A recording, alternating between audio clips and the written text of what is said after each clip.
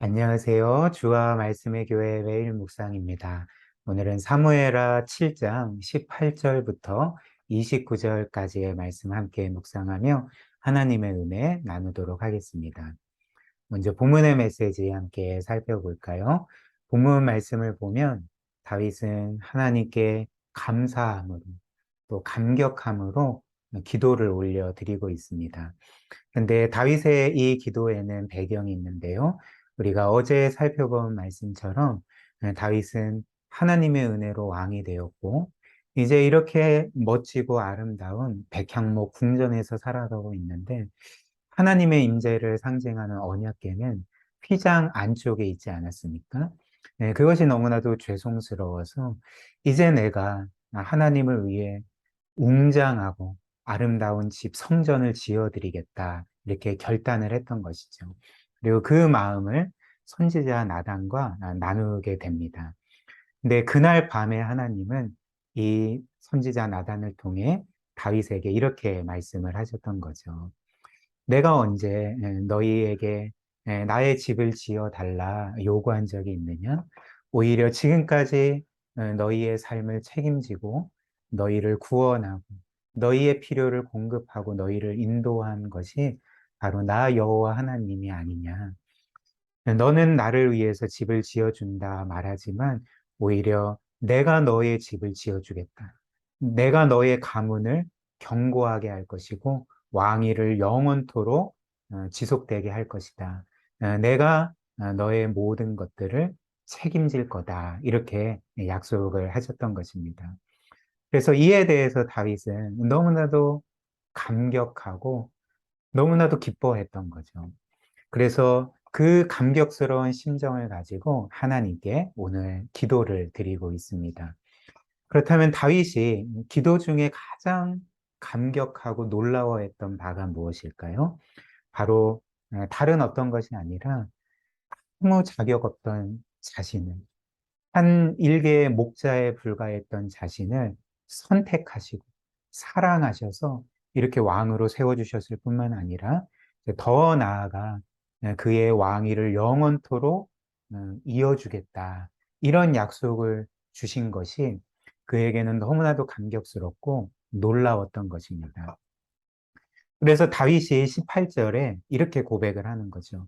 주 여호와여, 나는 누구이오며 내 집은 무엇이기에 나를 여기까지 이르게 하셨나이까? 무슨 말입니까?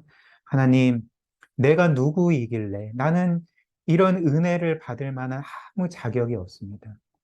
정말 나는 아무것도 아닌 자임에도 불구하고 어찌 나를 이렇게 사랑하시고 어찌 나의 집을 이렇게 사랑하셔서 이런 은혜를 주십니까? 이런 영광을 덧입혀 주십니까? 이렇게 놀라움으로 고백하고 있는 것입니다.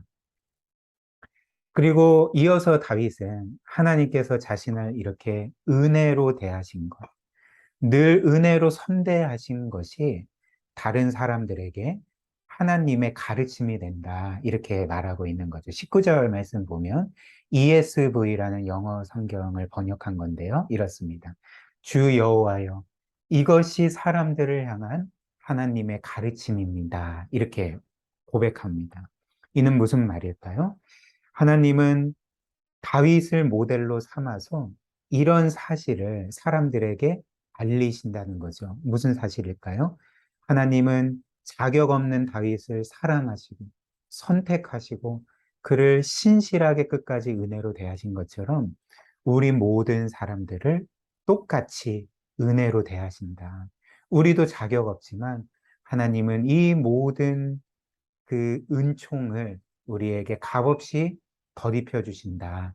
이것이 바로 모든 사람들을 향한 하나님의 가르침이 됩니다. 이렇게 고백을 하고 있는 것입니다.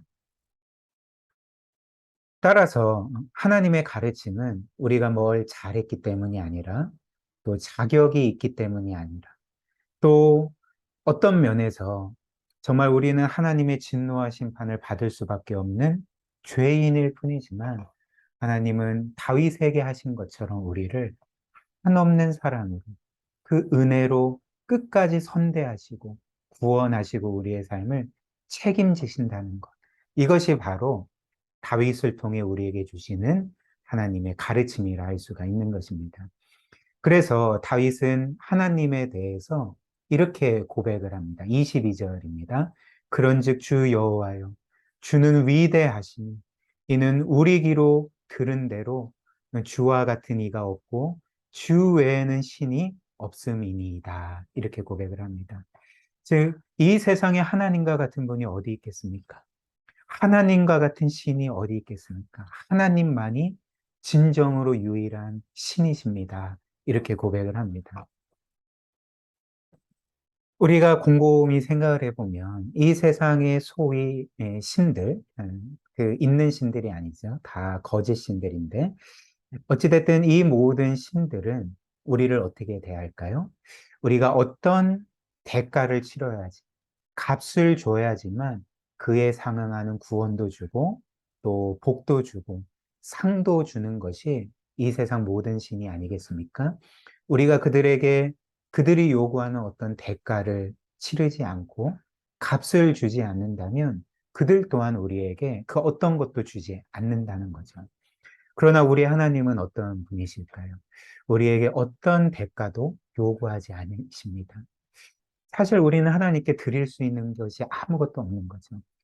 우리가 하나님께 드릴 수 있는 것이라고는 죄밖에 없지 않겠습니까? 이것을 아시는 하나님께서 우리에게 어떤 것도 요구하지 않으시고 우리에게 주시는 모든 것들을 은혜로 값없이 주시는 거죠. 우리의 정말 무수히 많은 죄들을 용서해 주시는 것도 값없이 용서해 주시고, 우리를 구원해 주시는 것도 값없이 구원해 주시고, 우리를 하나님의 자녀 삼으신 것, 우리를 영원한 나라의 상속자로 세우신 것, 그리고 이 땅에서 우리가 누리는 모든 그 하나님의 도우심과 인도하심도 다 은혜라는 것입니다. 따라서 이 세상에 하나님과 같은 분은 없다는 것이죠. 이게 결론이라는 것입니다. 또 다윗은 이스라엘 백성에 대해서 이렇게 말하고 있는데요. 23절 세번역 성경입니다. 이 세상에서 어떤 민족이 주님의 백성 이스라엘과 같겠습니까? 하나님이 직접 찾아가셔서 이스라엘을 구하여 내시고 주님의 백성으로 삼으셔서 주님의 명성을 드러내셨습니다. 그들을 이집트에서 구하여 내시려고 큰 일을 하셨고 주님의 백성이 보는 앞에서 다른 민족들과 그 신들에게서 그들을 친히 구원하시려고 이렇게 큰 일을 하시었고 주님의 땅에서 놀라운 일을 하셨습니다. 하나님이 이스라엘 백성에게 지금까지 베푸신 은혜에 대해서 말하고 있습니다. 근데 사실 이스라엘 백성이 하나님께 이런 은혜를 받을 만한 자격이 있습니까?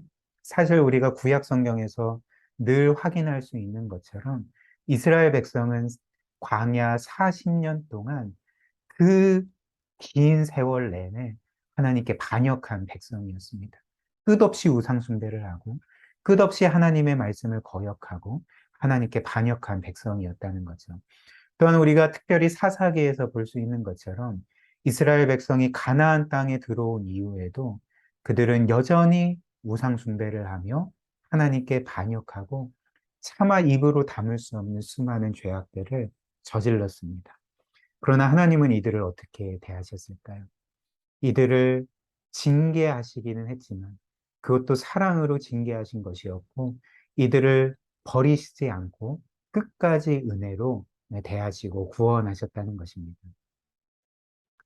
그런데 이제 우리가 구약을 넘어서 신약으로 가면 하나님은 이스라엘 백성이 받은 은혜와는 정말 비교도 할 수 없는 놀라운 은혜를 우리에게 주셨다는 거죠. 그 은혜가 무엇일까요? 바로 죄인일 뿐인 우리를 위해 그 외아들을 아낌없이 내어주신 것. 그 아들의 핏값으로 생명값으로 우리의 모든 죄를 사하시고 하나님의 자녀로 삼으시고 영원토록 하나님과 거하게 되는 그런 영광스러운 사람들로 우리를 그렇게 구원해 주신 것. 이것이 정말 구약의 모든 은혜를 다 합친다 할지라도 비교도 안 되는 영광스러운 은혜라는 거죠. 우리가 그런 은혜를 받을 자격이 있을까요?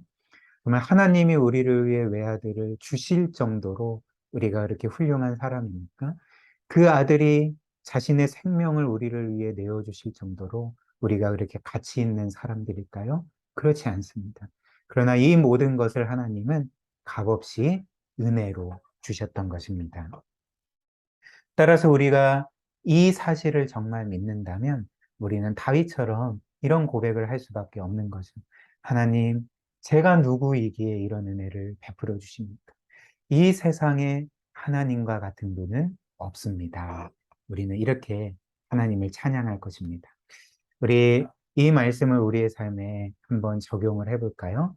우리 한 두 가지로 적용을 해보려고 하는데요.